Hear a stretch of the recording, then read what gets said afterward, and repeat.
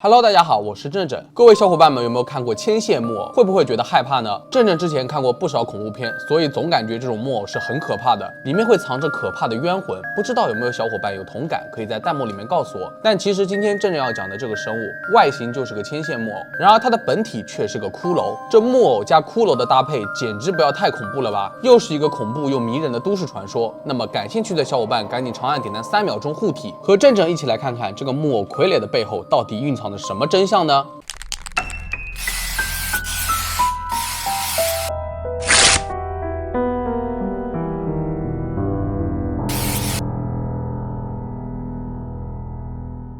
这个生物是出自恐怖大师特雷弗之手，名字叫做拥抱者。在我第一眼看到还觉得是万圣节的道具，摆在门口吓唬人用的。但是根据特雷弗的描述，这个生物出现的时间是在8月份，距离万圣节还早。拥抱者通常会出现在小路中间，通常会是一个人影凑成一团。当你进一步走近查看的时候，突然会出现一声巨响，聚光灯照亮了这个生物之后，它便开始上升，展开它长长的手臂。拥抱者的主体是一个没有面部特征的白色骷髅生物，它双脚离地，展开手臂，全靠从上方垂下来的绳子。这看起来活脱脱的就是个牵线木偶。真正的木偶恐惧症又要犯了，难不成这是什么行为艺术表演，还是说背后有更可怕的东西在操控着这一切呢？其实有很多人看到这个拥抱者木偶的背后是一个巨大的多毛蜘蛛，它就躲藏在背后操控人体模型。一旦无辜的人被外表诱惑靠近它的时候，那么就会进入它的陷阱，最终被杀死。按照这个理论，木偶被牵住的线很可能就是蜘蛛网。那么背后的蜘蛛又是来自哪里的呢？它又是如何转变形态的呢？据说在一次对于蜘蛛进行的科学实验当中发生了意外错误，导致蜘蛛变得越来越大。基金会的科学家对此无法应对，不得不任由它变大，散落在地球上。但是更可怕的是，它有隐藏能力，也就是说人类根本不知道它在哪里，唯独它向人类发动攻击的时候，人们才知道它来了。还有一个说法是，木偶背后的蜘蛛是个超自然生物，属于另外一个星球上的，但不知怎么的，它遗落到了地球上。但是由于它的体型庞大，这个蜘蛛根本无法在路上捕食，于是它找到了一个诱饵，就是拥抱者。凭借着木偶外形，拥抱者可以很容易吸引人们的注意，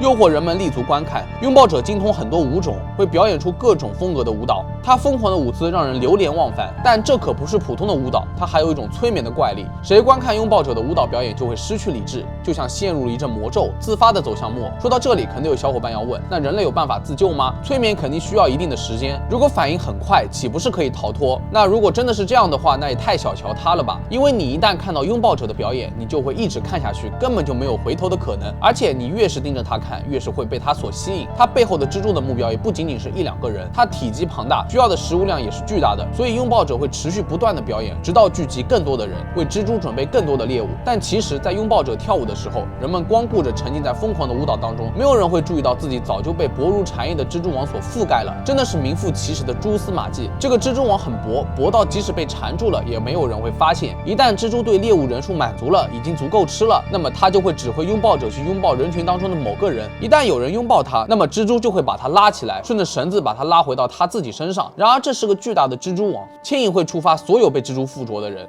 随后都会被瞬间拉回去。然而被拉回去的人就会像普通蜘蛛一样，把猎物包在茧里面。就算所有人都知道即将发生了什么，但都已经无力回天了。虽然各地方的警察们都会努力捕捉这只蜘蛛，但都已经来不及了，因为追踪到它实在太困难了。首先，它是一只巨型蜘蛛，短短几秒钟之内就能覆盖数英里，人类根本赶不上。为此，警方还建立了一些机构，专门致力于抓捕这个蜘蛛，甚至还有想杀死这个蜘蛛以及它的傀儡拥抱者。目前为止，这些机构已经尝试了很多办法，最后他们另辟蹊径，认为摧毁蜘蛛的唯一办法就是先毁掉傀儡，因为蜘蛛在我们的世界里是隐身的，唯一的连接点就是拥抱者。如果他们能够毁掉拥抱者，那么相对应的蜘蛛也会被杀死。但事情并没有想象当中那么简单，拥抱者只是看起来像一具没有生命的骷髅，但它并没有那么容易被摧毁。确实，如果拥抱者这么弱的话，蜘蛛也不会选择用它来当诱饵，所以一旦拥抱者被攻击，蜘蛛就会立刻警觉起来。因此，无论有多么庞大的军队，在巨型蜘蛛面前，他们还是相当脆弱的。哪怕人类用重型机枪攻击拥抱者，蜘蛛也会想尽一切办法阻止他们。它毕竟是超自然生物，有着无穷无尽的力量，整个身体都会布满锋利的刀片，一旦有人无意靠近，也会遭到严重的伤口。然而当你接触到它的时候，它更是会渗透出有毒的绿色液体，就像是一种腐蚀性的酸，所以受害者的身体一般都会被严重烧伤。如果不幸碰到它，人类在几秒钟之内也会失去生命。所以说这个生物看上去可以给予人类最好的拥抱，但竟然是致命的。好家伙，这个拥抱者背后竟然还有一只巨大的恶魔蜘蛛，不得不佩服特雷弗的脑洞真的很大，又是一个恐恐怖又迷人的作品。不过小伙伴们有没有同感？这咋又有点 SCP 基金会里面的味道呢？可能 SCP 基金会早就想收容了，但因为这只蜘蛛太狡猾了，隐身于地球，所以就放弃了吗？开个玩笑，这些都是正瞎猜的。毕竟特雷弗自成一派，也完全没有亵渎 SCP 基金会的意思哦。不过话说回来，这拥抱者可能最让人害怕的地方，也无非就是背后的蜘蛛了。大家听说过动物恐惧症吗？常见的有蜘蛛、蛇等软体动物的恐惧，然而每个人的害怕程度都不同，害怕的动物也会有所不同。可能这样的小伙伴并不在少数，可以在弹幕里面告诉我。